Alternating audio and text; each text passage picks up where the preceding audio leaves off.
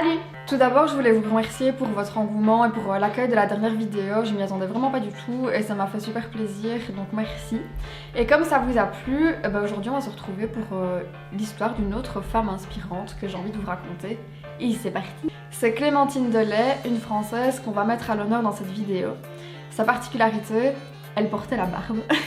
Et on va découvrir ensemble comment elle est passée de simple fille de paysan à superstar dans une cage au lion.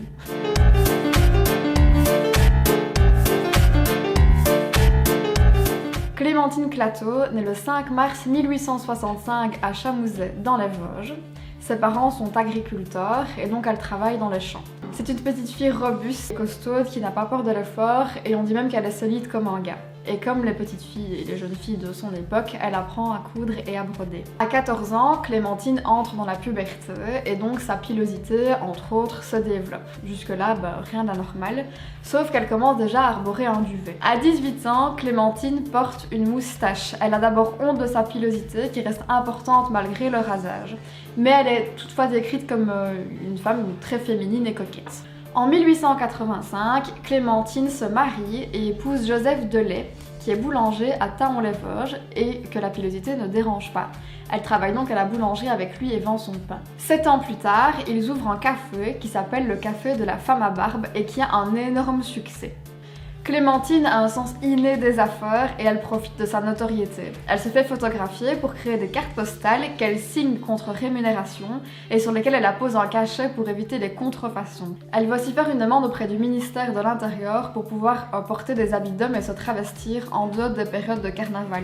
Parce qu'il faut savoir qu'à l'époque, les femmes ne pouvaient pas donc se travestir en dehors des périodes de carnaval et c'était une loi qui a été abolie seulement dans les années 70. Et donc Clémentine obtient cette autorisation-là. Malheureusement, Joseph a des problèmes de rhumatisme, ce qui va obliger Clémentine à s'occuper seule du café.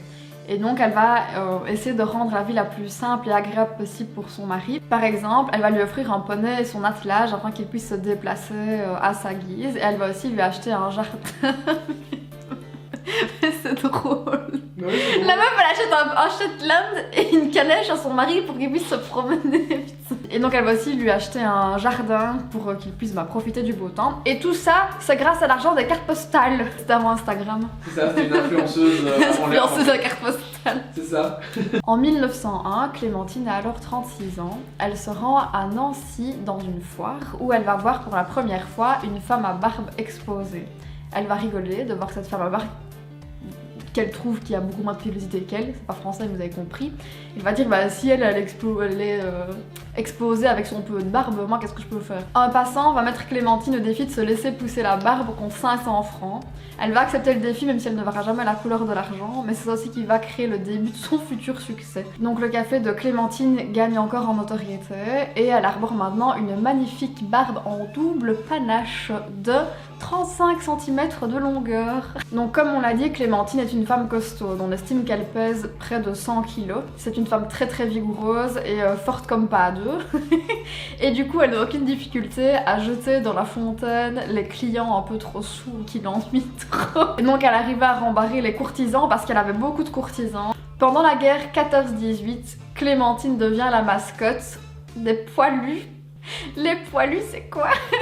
Les poilus, ce sont les soldats de la Première Guerre mondiale qui étaient dans les tranchées, c'est le nom qu'on leur a donné. Et durant la guerre, son café fonctionne d'autant plus qu'il y a pas mal de casernes à proximité, et donc les week-ends, les soldats en permission viennent boire un coup et la voir, hein, voilà.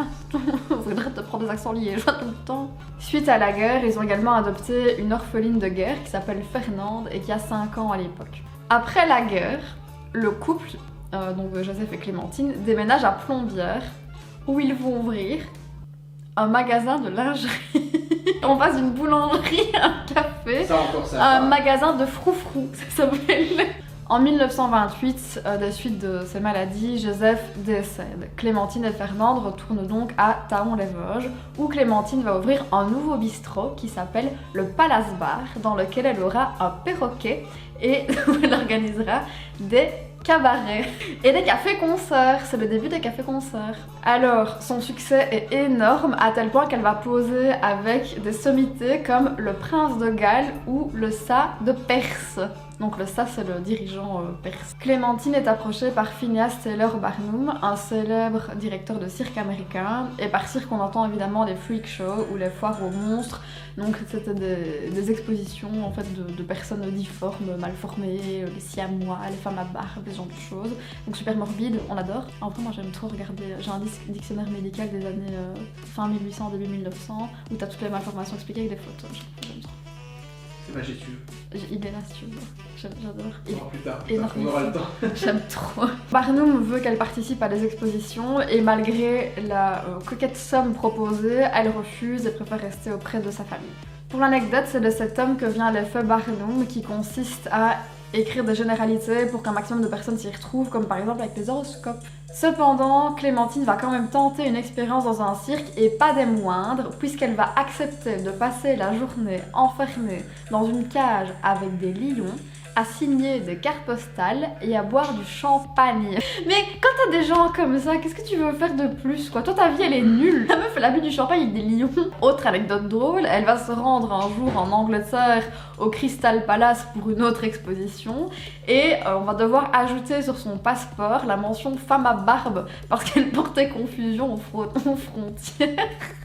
Clémentine va également aller dans un Luna Park à Paris, donc un Luna Park c'est un très grand parc d'attractions dans lequel il y avait aussi des expositions, où elle va poser à côté d'une femme unijambiste qui fait de la peinture avec la bouche. Évidemment, Clémentine a suivi des examens médicaux, elle avait un pubis normal, une pilosité normale en dehors de la barbe, et en fait aujourd'hui on la considérait comme une personne intersexe simplement. Donc ce sont des personnes qui sont souvent mutilées à la naissance et auxquelles on attribue, enfin le corps médical ou les parents choisissent d'attribuer un sexe biologique défini, ce qui cause de grands traumatismes. Ça pose aussi la question de ce que représente la médecine et du rôle qu'elle entretient dans justement le maintien des normes sociétales et la binarité des sexes. Par exemple ici on voulait absolument mettre Clémentine dans une case, bah, c'est une femme ou c'est un homme, alors qu'en fait elle envoyait tout balader parce qu'elle s'en foutait complètement et qu'elle avait tout à fait raison et qu'en fait on s'en fout aussi. D'ailleurs c'est une question qui reste, c'est on ne sait pas si elle était enterrée avec des habits d'hommes ou des habits de femmes.